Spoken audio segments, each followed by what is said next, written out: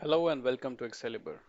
In this video, we will see how we can use the find and replace option in Excel. So as you see on the screen, there is a Excel list. And for example, I have to find a particular person. So what you can do is you can use the shortcut Control and F, and then you get this find and replace window. Now in this window, you can type, for example, let's say I want to search for John. Okay, and then I can say find next. So it finds John here on the first column and 20th row. If I do a find next again, then it points to the sixth row, okay, and then to the 10th row.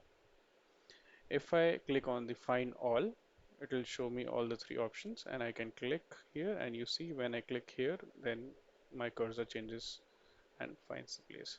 So this way we can find any text on the sheet. Okay, we also have some options here that we can choose in the workbook. So if John is mentioned in any other sheet, for example, in this case on sheet 2, then this could be found. Also, like there are criteria if you want to search by rows or columns, and if you want to look within formulas also. And we could select match case or match entire cell contents as well. Okay. Now, let's say I want to replace this John with some other thing, then I can click on the replace button here and I can write John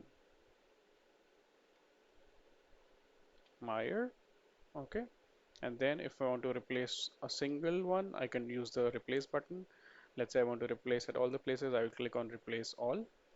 I click on replace all and it will show me that has made three replacements, and we can see these three replacements here. I click on OK and close, and that's the way the find and replace function works.